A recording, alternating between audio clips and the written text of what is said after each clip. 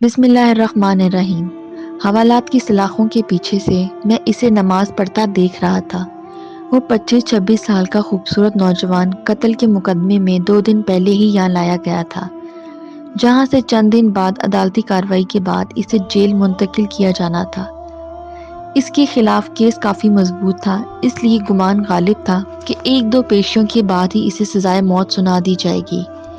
میں ایک پولیس والا ہوں اور پہلے دن سے ہی میرا رویہ اور لہجہ اس کے ساتھ کافی سخت رہا تھا، لیکن اس کی لبوں پر ہمیشہ ایک دل مول لینے والی مسکراہٹ ہوتی تھی، اور ہمیشہ وہ مجھے بڑا سمجھتے ہوئے ادب سے اور نرم لہجے میں بات کرتا تھا، اور مجھ جیسا سخت انسان بھی 2 دن میں ہی اس کے اچھے اخلاق کے سامنے ہار گیا تھا۔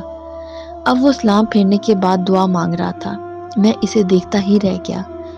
وہ اس طرح خشوع و خضوع سے دعا مانگ رہا تھا کہ یوں لگتا تھا جیسے وہ جس سے مانگ رہا ہے وہ بالکل اس کے سامنے بیٹھا ہو۔ دعا کے بعد اس کی نظر مجھ پر پڑی تو اس کے لبوں پر پھر وہی مسکراہٹ نمودار ہوئی۔ وہ اٹھ کر میرے پاس آیا اور ہمیشہ کی طرح میرا حال احوال پوچھا۔ آج خلاف معمول میرا لہجہ کافی نرم تھا۔ باتوں کے دوران میں نے اس سے پوچھا کیا واقعی اس نے قتل جیسا جرم کیا ہے، کیونکہ مجھے اس کی معصومیت سے نہیں لگ رہا تھا کہ وہ قتل جیسا جرم کر سکتا ہے۔ ایک انسان کا قتل پوری انسانیت کا قتل ہے، تو پھر میں ایسا گھناؤنا جرم کیسے کر سکتا ہوں؟ اس نے مسکراتے ہوئے جواب دیا۔ تو پھر میں نے سوالیہ نظروں سے اس کی طرف دیکھا۔ جب اللہ اس دنیا میں کسی کو اختیارات دیتا ہے تو اکثر لوگ بھول جاتے ہیں کہ یہ اختیارات اللہ کی طرف سے امانت ہیں۔ وہ ان سب کو اپنا کمال اور حق سمجھ بیٹھتے ہیں۔ میرے ساتھ بھی ایسا ہی ہوا ہے۔ ہمارے علاقے کے ایک بااثر انسان نے قتل کر دیا اور اتفاق سے میں وہاں سے چند قدم ہی دور تھا۔ اس نے الزام مجھ پر لگا دیا۔ جھوٹے گواہ بھی تیار کر لیے گئے اور میں یہاں آ گیا۔ مجھے دکھ سا ہوا۔ تو تمہارے گھر والوں نے کچھ نہیں کیا؟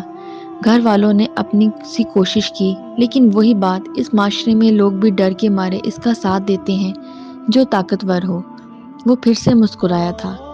مجھے اس کے سکون کو دیکھ کر حیرت ہوئی۔ تمہیں ڈر نہیں لگتا کہ ہو سکتا ہے کچھ دنوں تک تمہیں سزائے موت سنا دی جائے؟ انشاءاللہ مجھے کچھ نہیں ہوگا۔ میں نے اس کے آگے اپنی عرضی رکھ دی ہے، جس کے سامنے بڑے سے بڑے بادشاہ کی بھی کوئی حیثیت نہیں۔ اس نے پر یقین لہجے میں جواب دیا۔ میں نے پھر سوالیہ نظروں سے اسے دیکھا۔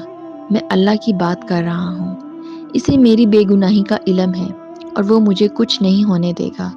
اس کے ہر لفظ سے محبت ٹپک رہی تھی۔ تمہیں یقین ہے کہ دعا سے کام ہو جائے گا؟ اگر نہ ہوا تو؟ میں نے پوچھا۔ جب اس سے مانگا جاتا ہے تو پھر شک میں نہیں پڑتے کہ وہ دعا قبول ہوگی یا نہیں، بس سب کچھ اس پر چھوڑ کر انتظار کرتے ہیں۔ اس کے لہجے میں یقین ہی یقین تھا۔ بس میں اس کے چہرے کو تکتا رہ گیا کہ اس سے پہلے اللہ پر اتنا یقین شاید ہی کسی میں دیکھا ہو۔ 3 دن مزید گزر گئے۔ اس دوران اس کے گھر والے بھی اس سے ملنے آئے تھے۔ وہ اپنے والدین کا اکلوتا بیٹا تھا۔ ماں کا رو رو کر برا حال تھا، لیکن اس کے سکون میں کوئی کمی نہیں آئی تھی۔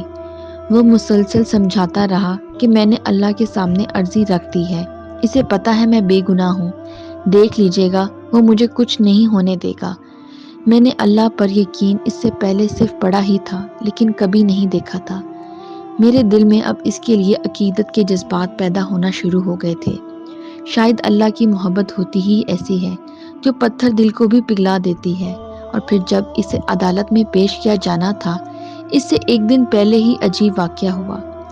جس شخص نے خود قتل کر کے الزام اس پر لگایا تھا، وہ اپنی بیوی اور اکلوتے بچے کے ساتھ گاڑی میں کہیں جا رہا تھا کہ اسے ایک خوفناک حادثہ پیش آیا، جس کے نتیجے میں اس کی بیوی اور بچہ تو موقع پر ہی جاں بحق ہو گئے، جبکہ اسے شدید زخمی حالت میں ہسپتال منتقل کیا گیا۔ کافی گھنٹوں بعد ہوش میں آنے کے بعد اسے بیوی اور بچوں کے مرنے کی خبر ملی تو اس کی حالت اور بگڑ گئی۔ اسی جان کنی کے عالم میں اسے کچھ یاد آیا۔ اس نے چیخ کر قریب موجود ڈاکٹر کو اس کی ویڈیو بنانے کو کہا۔ بار بار اصرار پر ڈاکٹر نے نرس کو ویڈیو بنانے کا اشارہ کیا تو اس نے ویڈیو میں بڑی مشکل سے اپنے جرم کا اعتراف کیا اور اس نوجوان کو بے گناہ قرار دے کر ہاتھ جوڑ کر معافی بھی مانگی۔ اس نے ڈاکٹر سے وعدہ لیا کہ یہ ویڈیو ضرور پولیس اسٹیشن لے کر جائے گا۔ شاید بیوی بچوں کے مرنے کے بعد اور اپنی حالت حد کا علم ہو جانے کے بعد وہ اس گناہ کو ساتھ لے کر مرنا نہیں چاہتا تھا۔ ادھر ویڈیو پولیس اسٹیشن پہنچی، ادھر وہ آدمی مر گیا۔ آج عدالت میں اس کی پیشی تھی۔ عدالت کے سامنے اس کی بے گناہی کا ناقابل تردید ثبوت ویڈیو کی شکل میں موجود تھا، لہٰذا اسے باعزت بری کر دیا گیا۔ میں کمرہ عدالت میں کھڑا گمسم سا سوچ رہا تھا کہ اللہ ان بندوں کی جو صحیح معنیوں میں اس پر ایمان لاتے ہیں، ان کی ایسے بھی مدد کر سکتا ہے۔ اس کی ہتھکڑیاں کھول دی گئی تھیں، ماں روتے ہوئے اس سے لپٹ گئی تھی، باپ کی آنکھوں میں بھی آنسو تھے، آج اس کی آنکھوں میں بھی آنسو تھے، شاید اس وجہ سے کہ اللہ نے اسے ان حالات میں تنہا نہیں چھوڑا تھا اور اس طرح سے اس کی مدد کی تھی جس کا کسی کو وہم و گمان تک نہ تھا۔ اور مجھے یاد ہے جب مجھ سے ملنے کے بعد جب وہ جانے لگا تو میں نے اسے کہا تھا کہ کوئی ایسی بات بتا کر جائے جسے میں ہمیشہ یاد رکھوں، تو اس کے الفاظ تھے، اللہ سے بڑھ کر کوئی ہمدرد اور دوست نہیں، جب بھی کوئی مشکل پیش آئے اسی سے دعا مانگیں اور پھر یقین بھی رکھیں کہ وہ قبول کرے گا۔ وہ محض کسی سوچ یا تصور کا نام تو ہے نہیں، بلکہ وہ تو ایک زندہ حقیقت ہے، اور وہ اس وقت بھی ہمارے ساتھ ہے، شہرک سے بھی زیادہ قریب۔ وہ ہمیں دیکھتا رہتا ہے مشکل میں ہمارا رد عمل کیا ہوگا، اور جو اسے مانگ کر شک میں نہیں پڑتے، اللہ بھی انہیں کبھی تنہا نہیں چھوڑتا۔ ایسے طریقوں سے اس کی مدد کرتا ہے کہ عقل حیران رہ جاتی ہے۔ وہ اب واپس جا رہا تھا اور مجھے یوں محسوس ہو رہا تھا جیسے میں آج ہی مسلمان ہوا ہوں، جیسے میں نے آج ہی اپنے اللہ کو پا لیا ہے۔